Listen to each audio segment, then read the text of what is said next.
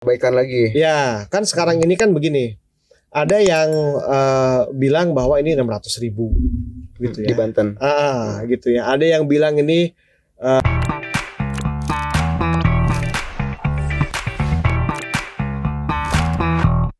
Assalamualaikum warahmatullahi wabarakatuh.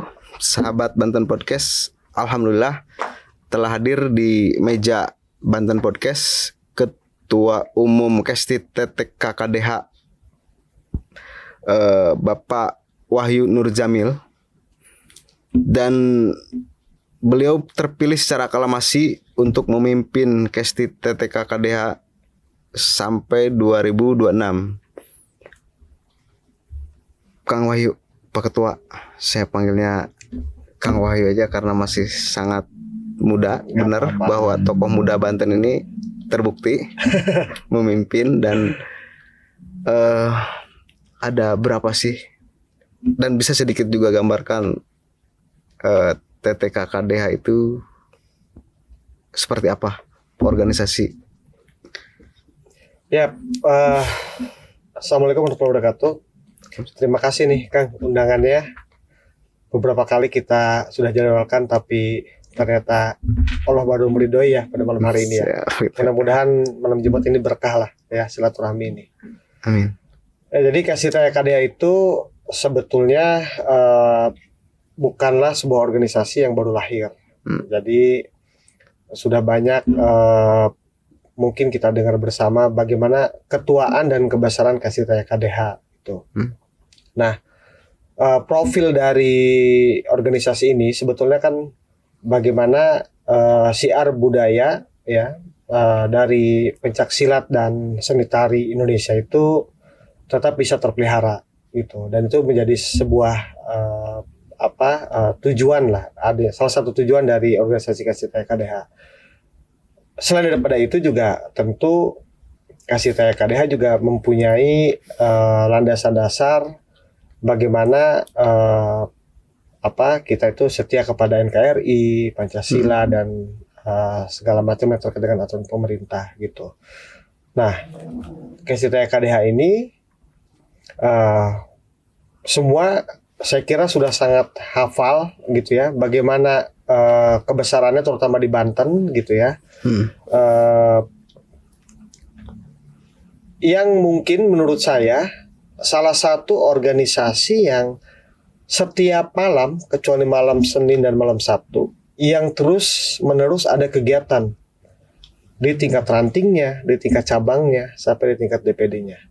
Jadi kalau ditanyakan ini bagaimana sih Kesti TTKKDH? Ya Kesti TTKKDH itu merupakan sebuah perkumpulan yang memang mempunyai tujuan utama dalam mensiarkan nilai-nilai seni budaya, ya, seni silat, seni tari gitu di situnya, ya. Yang semua itu diikat melalui sumpah talek, gitu. Yang diawali dari 2 kalimat syahadat, gitu ya. Termasuk juga bagaimana kita itu harus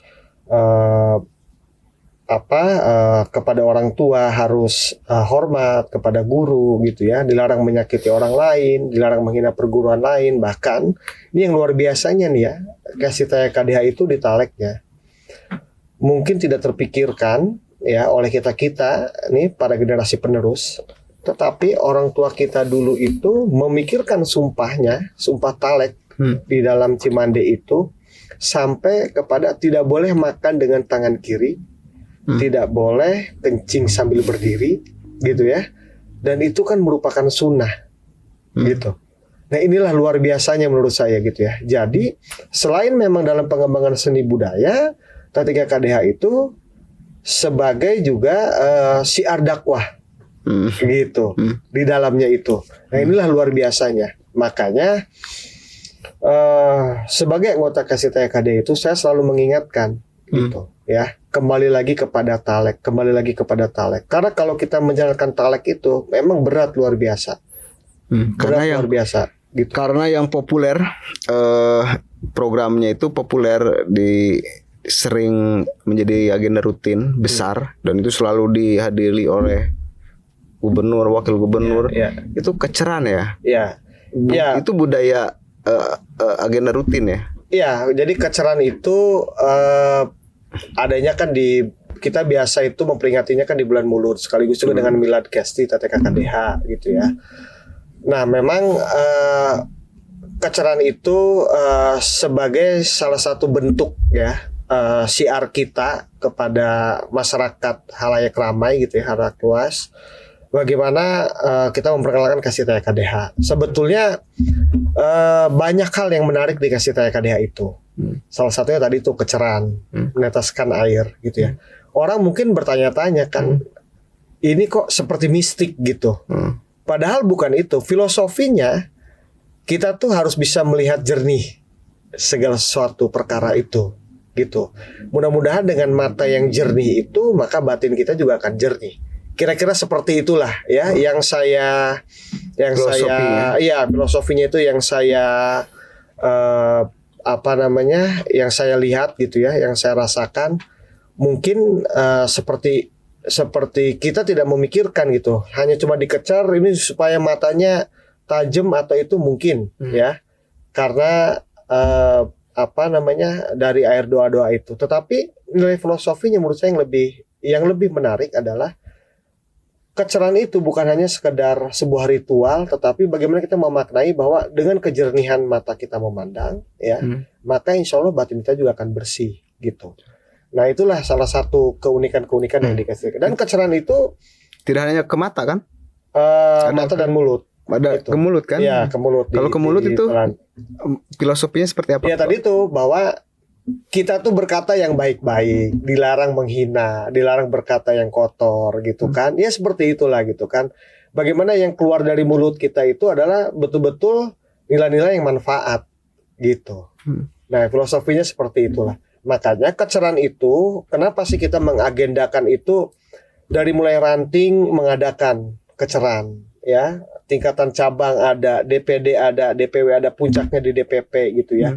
Karena itu sebagai salah satu nilai juga sebetulnya kalau pemerintah ini tanggap gitu. Oh, ternyata budaya Kesti TTKDH ini, budaya Cimande ini ada yang bisa dikemas menjadi sebuah nilai wisata gitu ya, nilai wisata di budaya ya? Di bulan Mulut itu gitu ya, dari seni budaya, dari ketradisionalannya itu bisa disiarkan oleh pemerintah gitu ya, untuk diperlihatkan gitu ya, kekhasannya itu gitu.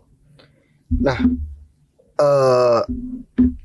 pada awal undangan framing saya itu agak serem nih TTKKDH. Itu apa enggak ya brandnya gitu ya, yang mungkin nggak tahu kenapa selalu identik dengan ahli bela diri kan, ahli seni. Nah, sepakat nggak ketua misalkan ketika di framing TTKKDH ini menjadi sebuah organisasi yang ahli bela diri, kemudian dalam tanda petik ada kejawara-jawaraan ya, atau bagaimana? Sebetulnya kan begini, karena kan yang namanya organisasi persilatan itu dengan tumbuh di Banten gitu ya, dengan budaya Banten yang mengenal istilah jawara yang sangat gitu kental, ya, yang sangat kental, maka secara otomatis juga kan itu akan terframing seperti itu. Tetapi saya perlu menyampaikan bahwa Kesti TTKKDH itu atau Cimande itu dalam seni bela dirinya itu sangat halus. Kenapa saya bilang sangat halus ya? Kita itu tidak mengenal memukul dulu. Gitu. Kita itu memukul duluan atau memukul dulu? Memukul duluan. Iya. Jadi kalau kita pelajari, kita kan tidak punya jurus nih. Kita ada istilahnya itu klid. Ya, ada klid besar, klid kecil gitu ya, po luar, po dalam gitu ya, timpa sebelah segala macam lah. Itu selalu kita berupaya untuk menghindari keributan. Jadi kalau kita lihat di klid itu, ketika ada orang memukul, kita tuh hanya menerima. Lagi-lagi filosofinya jangan. Ya. Nanti 2 kali mukul kita buang lagi, jangan. Tapi kalau udah 3 kali kita peringatkan gitu ya, maka ditalek Kesti TTKDH, pantang mundur, karena kalau mundur kita kufur. Kalau gitu. mundur kita jadi kufur. Kita nggak pernah ngejual, tapi kalau udah ngejual kita borong gitu.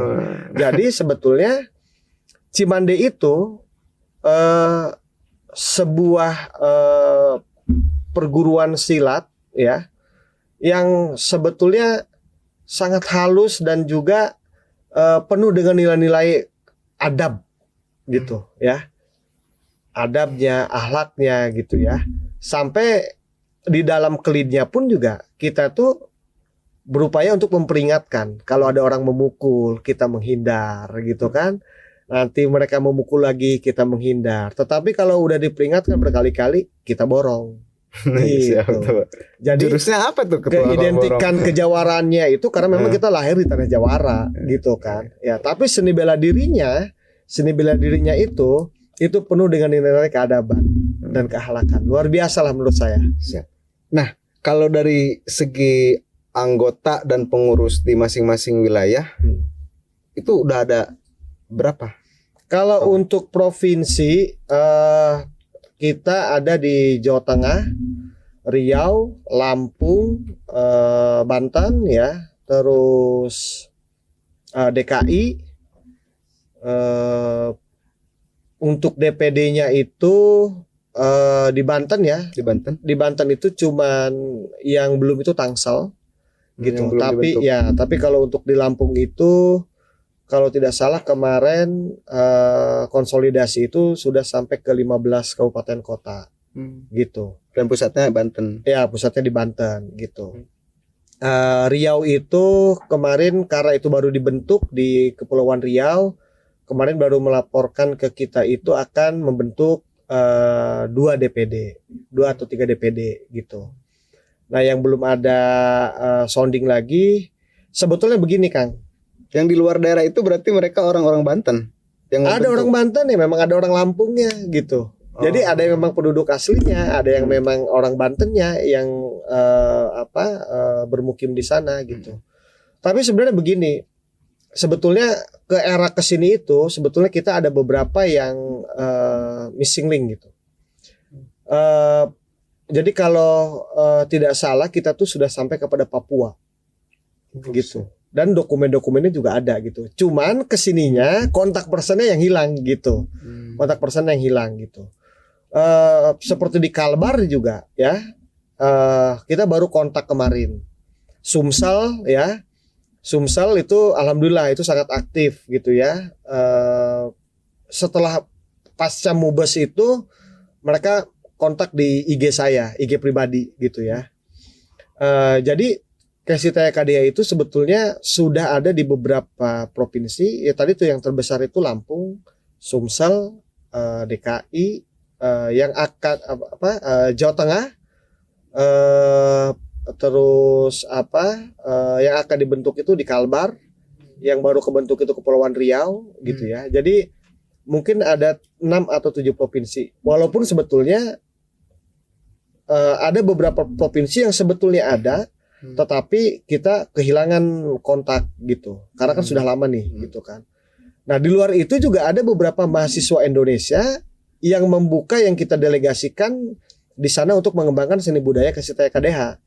Tunisia gitu ya, terus di Mesir, terus di Maroko gitu. Nah, itu juga ada gitu. Jadi mahasiswa yang memang sekolah di sana kita berikan peluang untuk menciarkan gitu nilai-nilai budaya, dan sebetulnya itu juga menjadi sebuah delegasi dari pemerintah Indonesia kan untuk menciarkan nilai budayanya gitu. Ketika mensiarkan berarti mereka melakukan pelatihan Cimande pencaksilat itu ya? Iya, kita buatkan SK-nya, kita berikan perlengkapannya seperti kaos dan segala macam. Jadi ketika ada anggota baru itu pakaikan kaos ini gitu. Dan jadi mata kuliah, jadi semacam kalau di ekstrakurikuler juga masuk tuh ya? Kalau mulok di mulok kita kan di Banten sudah ada ya gitu ya. Tapi kalau di luar negeri sih saya kira itu lebih kepada kegiatan-kegiatan yang momen-momen tertentu saja. Seperti misalkan ketika diundang di kedubesnya gitu kan, atau ini gitu. Itu biasanya suka mengundang tuh gitu. Kalau di Banten sendiri berarti ketua ada berapa jumlah anggota yang terdiri dari kabupaten, kota, DPD? Ya. Nah, ini PR kita nih.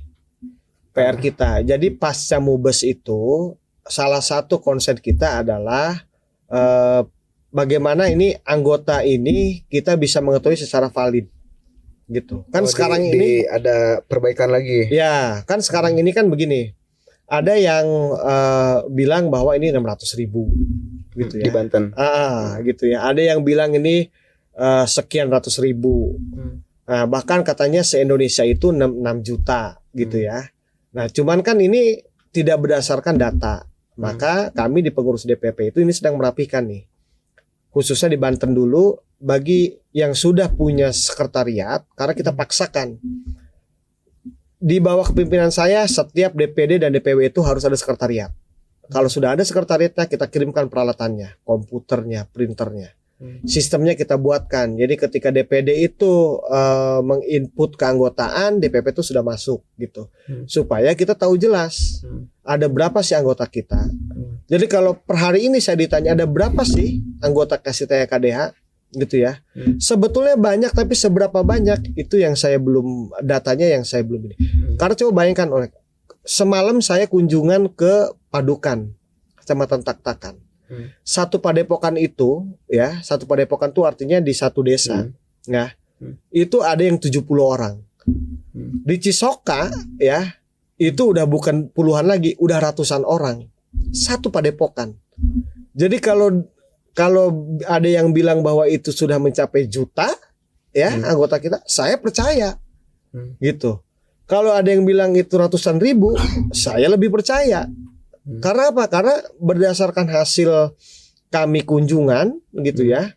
Itu setiap padepokan itu ada yang 70, ada yang 200, satu padepokan loh. Target rampung untuk melakukan verifikasi pendataan organisasi ya, insya Allah 2 tahun ini kita harus rampung nih. Gitu. Karena setelah pasca Mubes itu saya menyampaikan juga setelah terbentuk kepengurusan DPP, nih wayahnya nih 2 tahun ini kita harus mau capek nih. DPW dan DPC ya? DPW dan DPD. DPP harus dulu. Mau capek nih, kita rapikan DPW, kita rapikan DPD, kita fokus dulu di Banten. Karena pusatnya di Banten. Karena kalau Banten sudah rapi, itu akan menjadi percontohan di DPW-DPW lain gitu. Nah, 2 tahun ini saya kira ini bisa jadi banyak yang berubah sekarang di KSITEA KDH ini pasca Mubes ini. Kalau dulu kita tidak mengenal Mars TTK KDH, sekarang kita punya. Nanti saya kirimkan videonya. Mars TTK KDH, dan itu menjadi protokol yang wajib ketika ada acara-acara. Setelah lagu Indonesia Raya kita nyanyikan Mars TTK KDH. Terus kita ingatkan kembali Pancaprasetyanya. Gitu. Terus kita membuat sejarah KSI TTK KDH bukunya, ya. Nah, hal-hal ini kan yang tidak yang kita ini harus mulai, gitu. Harus mulai dengan semangat baru ini, maka gebrakan-gebrakan inovasi-inovasi barunya juga harus, gitu. Terus sekarang ini kita punya lembaga ekonomi, ya. DPP dia punya lembaga ekonomi, DPW sama, DPD sama. Kenapa sih lembaga ekonomi itu penting? Karena bayangkan dengan anggota kita yang sekian banyak itu, ya. Kalau kita bisa mengemas itu, kita bisa memberikan jalurnya, memberikan pengarahannya, putaran ekonomi di satu organisasi itu akan besar sekali, gitu. Sepakat. Iya.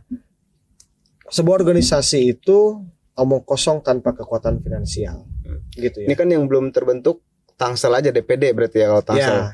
Jadi ada. Cuman tinggal diperbarui aja, gitu.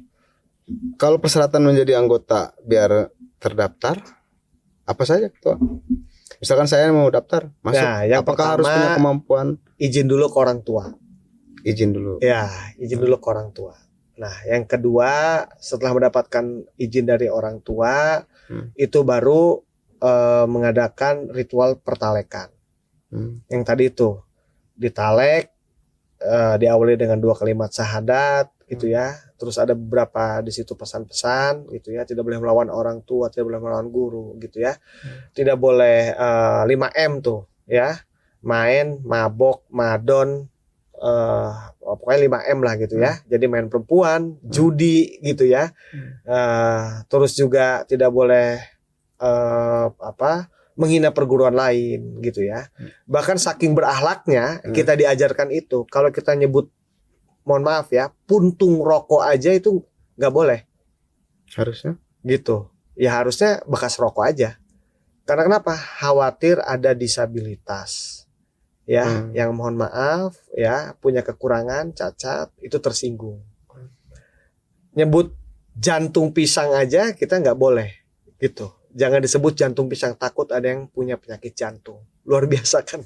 Jadi kasih tanya kan nanti yang membimbing untuk taleknya ada yang para kesepuhan, kesepuhan, bukan pengurus. Nah, nanti setelah ditalek baru kita dipande, diurut.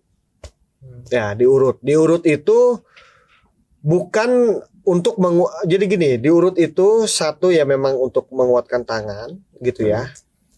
Karena yang namanya latihan kan kita benturan tangan gitu ya. Tetapi yang lebih penting adalah nilai filosofinya. Ketika diurut itu kan kita ditampar, digebuk ya, dipande gitu ya. Apa yang dirasakan? Sakit. Makanya jangan mukul orang. Mukul orang itu sakit. Gitu. Sampai seperti itu. Nanti setelah itu baru budaya boleh latihan gitu. Nanti di bulan mulut baru keceran gitu. Selanjutnya itulah syarat-syarat untuk ini. Siap. Selanjutnya nanti dapat ya dia ikut latihan. Itu latihan nanti baru didaftarkan sebagai anggota gitu. Nanti dari peranting itu dia lari ke cabang, formulirnya nanti dari cabang itu ke DPD, itu nanti DPP mencetak itu gitu. Kalau saya lihat dari visi misi Kang Wahyu ketika terpilih secara aklamasi jadi ketua, ada mensejahterakan anggota, pembinaan untuk mensejahterakan itu bagaimana ketua mensejahterakan? Sudah berjalan. Alhamdulillah di tahun 2021 koreksi saya nanti kalau salah ya, kalau tidak salah itu ada 60 hampir 70 orang ya yang sudah kita tempatkan di perusahaan-perusahaan di industri ya gitu. Terutama wilayah Tangerang. Jadi DPD Tangerang itu ada beberapa anggota yang sudah kita tempatkan di beberapa ini. Di Serang juga ada gitu. Terus kita juga berpartner dengan beberapa perusahaan gitu. Untuk apa? Sebagai finansialnya organisasi seperti DPP gitu ya, dia punya pemasukan gitu ya, untuk kemana? Untuk anggota gitu, untuk bikin kaos segala macam. Kalau untuk menghidupi perusahaan, menghidupi organisasi itu, apakah kemudian dapat bantuan dari pemerintah seperti itu? Untuk beberapa DPD itu baru kita mulai. Seperti gitu. Kan biasanya kan setiap organisasi itu kan suka ada dana hibah tuh ya, atau proposal kegiatan segala macam. Nah itu sedang kita mulai. Tetapi alhamdulillah sampai saat ini dana-dana dari pemerintah itu belum kita terima. Belum. Gitu. Jadi kita masih ada rencana menolak. Oh, enggak. Saya kira kita perlu bersinergi dengan pemerintah. Perlu bersinergi gitu. Bahkan saya menyarankan juga kepada beberapa DPD melakukan pendekatan ke pemerintah gitu ya. Sebagai mitra. Sebagai mitra, program-programnya apa saja gitu ya. Silakan itu berkomunikasi dengan pemerintah supaya nanti mendapatkan pendanaan juga dari pemerintah gitu. Karena pemerintah juga harus peduli gitu kepada tumbuh kembangnya persilatan itu yang sebagai warisan bangsa gitu. Oke. Pak Ketua, sebagai namanya ketua dan memiliki ratusan anggota, ketua juga santer ada informasi-informasi, ada keinginan untuk mewarnai perhelatan pencalonan wali kota Serang di 2024. Itu kabar itu benar apa gimana ketua? Ini sensitif ya? Sensitif. Saya minum dulu ya. Minum dulu ketua. Tapi kalaupun nggak dijawab, nggak apa-apa. Saya kira begini, setiap setiap orang itu mempunyai hak konstitusi kan. Konstitusi untuk memilih dan memilih. Untuk dipilih dan memilih gitu ya. Saya secara pribadi sampai saat ini belum kepikiran seperti itu gitu ya. Nah, bahwa ada pergerakan-pergerakan melalui organisasi ya yang sifatnya mungkin masif, sebetulnya itu menjadi satu bagian dari program organisasi itu sendiri. Kenapa sih KSITKD itu setiap acara memasang baliho besar? Kenapa di medsos ini rame segala macam? Karena salah satu tugas saya adalah mengembalikan kebanggaan anggota KSITKDH terhadap organisasinya. Tapi ketika itu berdampak ya, ada framing dari orang bahwa saya ini akan mengikuti kontestasi nanti gitu ya di pilkada ya, baik itu misalkan kota ataupun provinsi. Ya saya aminkan saja gitu. Tetapi sampai saat ini saya belum kepikiran, dan saya yakin di luar sana banyak orang-orang yang lebih mumpuni, yang lebih bisa untuk membawa perubahan-perubahan di daerah kita gitu ya. Dan kalaupun memang nanti pada waktunya misalkan gitu ya, saya pun memang misalkan ikut berkontestasi, ya itu merupakan hak pilihan saya untuk mengambil yang sudah diatur dalam konstitusi. Itu aja. Siap. Sebagai closing statement dari podcast ini, ya, saya menginginkan Pak Ketua menyampaikan untuk seluruh anggota TKKDH yang ada di Banten, di luar Banten dan sebagainya, langkah-langkah yang harus didukung dalam pengembangan KST TKKDH ini seperti apa? Ya, saya sebagai ketua umum sering berbicara, dan pada saat ini juga saya berbicara supaya ini bisa didengar oleh semua anggota saya, bahwa kembalikan marwah, kebanggaan dan kebesaran KST TKKDH dari perilaku kita. Gitu ya. Jangan sekali-kali kita meninggalkan talek. Ya, talek itu sumpah dan janji ya. Sumpah dan janji. Yang kedua adalah sebagai anggota KST TKKDH jangan seperti toge. Ke baso masuk, ke karedok masuk. Kalian sebagai anggota KST TKKDH harus tegak lurus bagaimana membesarkan KST TKKDH. Gitu. Dan setiap agenda apapun yang dikeluarkan dari DPP turun ke DPW, turun ke DPD, kalian harus dukung itu untuk kebesaran nama baik dan juga menjaga marwah KST TKKDH kembali lagi kepada kitohnya sebagai salah satu jalan syiar dakwah. Demikian sahabat Banten Podcast, bincang podcast dengan Ketua Umum KST TKKDH. Semoga ini juga membantah framing KST TKKDH bukan sebatas yang muncul framingnya itu jawara, tapi ini adalah kesenian budaya yang harus memang dijaga. Ya. Demikian Ketua ya. Ya, tugas kita itu. Tugasnya untuk framing itu. Terima kasih sekali lagi setelah hadir.